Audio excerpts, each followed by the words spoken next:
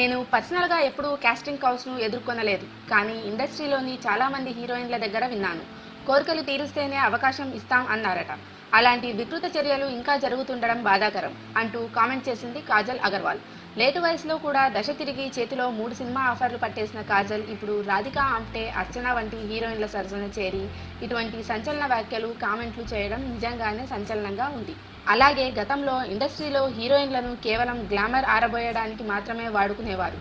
కానీ ఇప్పుడు మాత్రం పరిస్థితులు మారాయి. నాకు నేనే ఎన్నో సినిమాల్లో అలా గ్లామర్ వస్తువుగా చేయాల్సి వచ్చింది.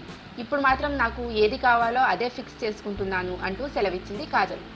ఇంతకీ ఇప్పుడు 60 పైబడిన చిరంజీవి పక్కన నటించావు, పెద్దగా ఇబ్బందిగా లేదా అంటే, చరణ్తో 4 సినిమాలు చేశాను, పవన్తో 1 సినిమా, ఇప్పుడు చిరంజీవితో కూడా చేశాను, నాకు హ్యాపీగా ఉంది అని చెప్పింది. ప్రస్తుతం అమ్మడి చేతిలో సౌత్లో 3 సినిమాలు ఉండగా 4వ సినిమా సైన్ చేయడానికి రెడీగా ఉందట. ఈ విధంగా అమ్మడు నేడు టైమ్స్ ఆఫ్ ఇండియాకు ఇచ్చిన ఇంటర్వ్యూలో చెప్పుకొచ్చింది.